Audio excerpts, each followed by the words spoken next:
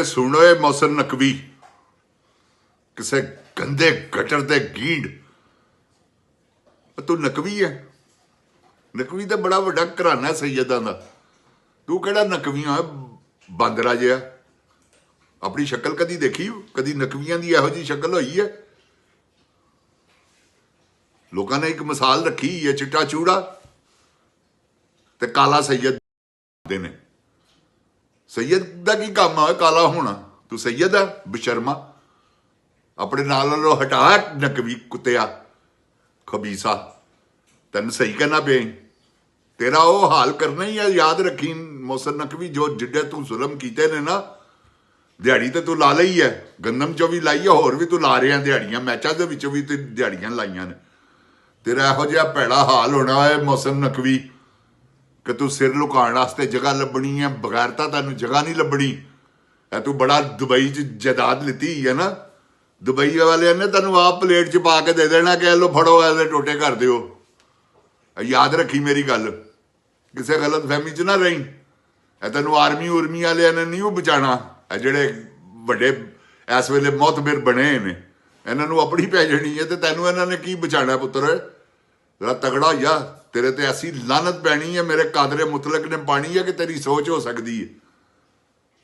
ਤੂੰ ਇਹ ਯਾਦ ਰੱਖੀ, ਕਿਉਂਕਿ ਤੂੰ ਜੋ ਜ਼ੁਲਮ ਕਰ ਰਿਹਾ, ਗੰਦਮ 'ਚ ਦਿਹਾੜੀ ਨਹੀਂ ਲਾਈ ਤੂੰ। ਇਹ ਤੇਰੀ ਬੇਗਮ ਨੇ ਜਿਹੜੀ ਉੱਥੇ ਜਾਇਦਾਦ ਲਿੱਤੀ ਹੈ ਦੁਬਈ 'ਚ, ਕੀ ਉਹਦੀਆਂ ਕੋਠੀਆਂ ਚੱਲਦੀਆਂ? ਉਹਨੇ ਖਾਨੇ ਬਣਾਏ ਨੇ ਕੋਠੀਆਂ ਦੇ ਵਿੱਚ। ਪੈਸਾ ਕਿੱਥੋਂ ਆਇਆ ਹੋਏ ਦੱਸ? ਬਗੈਰਤਾ ਕਿਹਦਾ ਪੈਸਾ ਹੀ ਕਿੱਥੋਂ ਆਇਆ?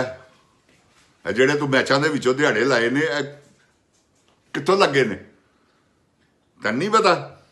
ਮੈਂ ਤੈਨੂੰ ਦੱਸਾਂਗਾ ਕਿ ਤੂੰ ਬਗੈਰਤਾ ਕਿਹੜਾ ਕਿਹੜਾ ਮੈਚ, ਕਿੰਨਾ ਕਿੰਨਾ ਪੈਸਾ ਲਾਇਆ, ਔਰ ਕਿਹਦੇ ਕਿਹਦੀਆਂ ਤੂੰ ਦਿਹਾੜੀਆਂ ਲਵਾਈਆਂ ਨੇ। ਇਹ ਤੁਸੀਂ ਸਾਰੇ ਬਸ਼ਰਮਾ ਵਾਲਾ ਕੰਮ ਕੀਤਾ।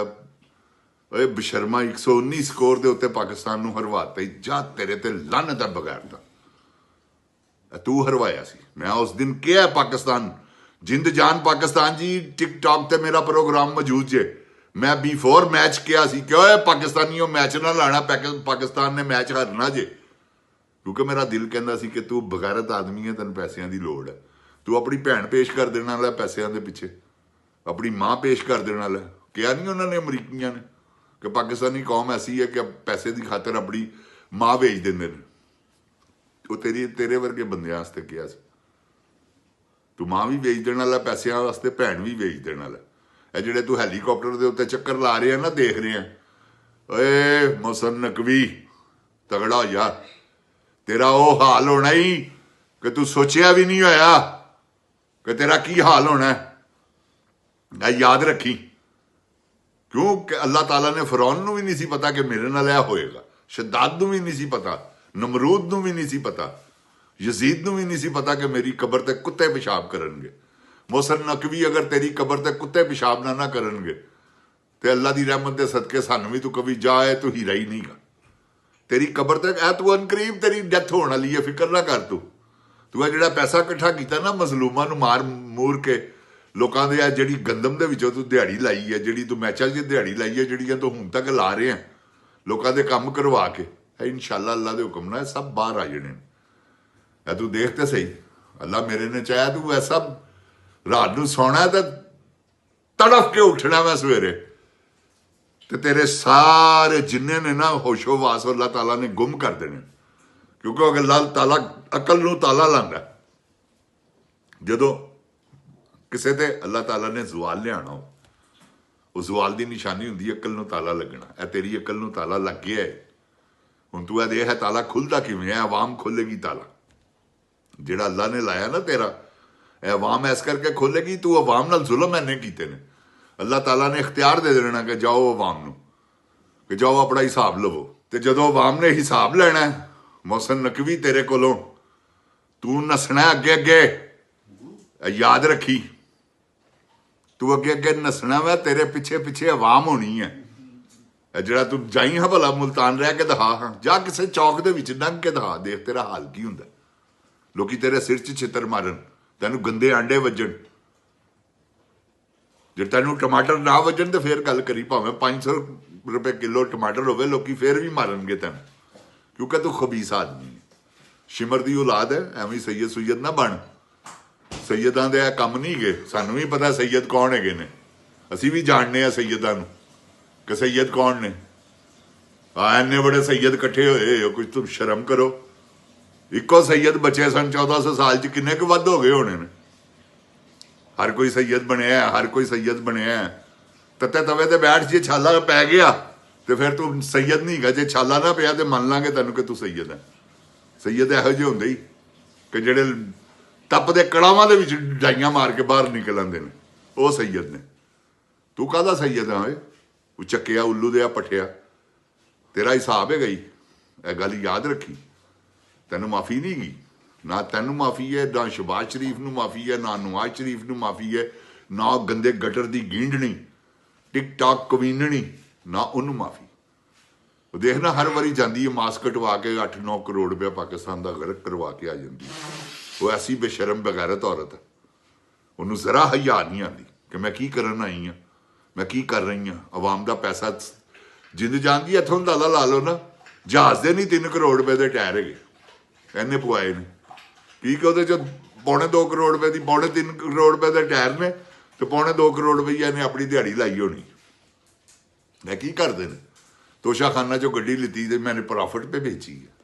फिट्टे मुंह तेरा, लानत औरतन, लानतन औरत, किड्डी तू खच औरत है, सारी दुनिया में पता लग गया तेरी खचपन जाहिर हो गया, क्योंकि अपने खावन तू खुडे लैन लाया है, तू जिदे नाल रंग रलियां मना रही है उन्होंने तू नाल लै गई है, तेन शर्म ही नहीं आई।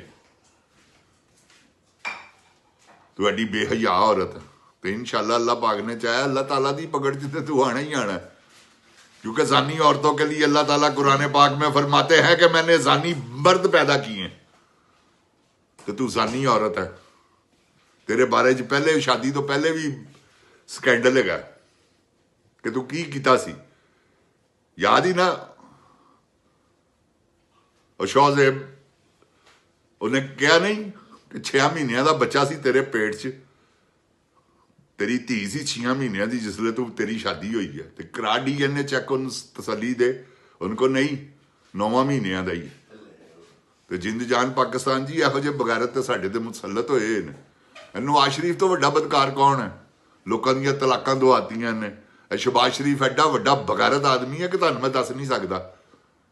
अल्लाह पाक की कसम है, मूँह लुका दिओ अपनी धी ते भी बुरी नीयत रखने वाला, ऐसा बेगैरत आदमी जे शहबाज शरीफ। मैं जानना इन्होंने जिंद जान पाकिस्तान जी, मेरे महल्लेदार ने, मैं गोआल मंडी का थड़ेबाज है, इन्होंने शुरू तो जानना है। जो मियाँ साहब इलैक्शन से खलोते ने,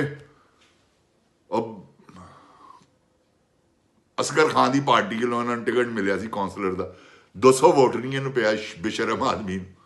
लोगों ने चित्र मारे ने सिर से, जो जिधरों गया वा लोगों ने लानता ही पाइया ने। तो जिंद जान पाकिस्तान जी, अल्लाह ताला मेरे पाकिस्तान की हिफाजत फरमावे।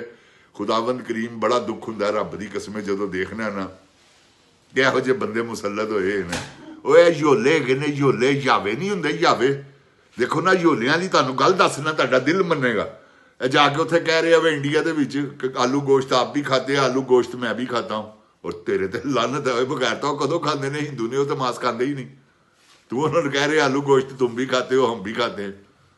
एक लकीर ही है ना, फिट्टे मुंह तेरा, तेन नहीं पता इस लकीर वास्ते कितनियां कुर्बानियां दित्तियां मुसलमाना ने। बशर्मा तेरा भी कोई प्यो कतल होया मरिया होंदा उत्थे, तेरे भी कोई 2-4 चाचे मरे होंदे, पता लगता कि हाँ यार वाकई ज्यादती हुई है।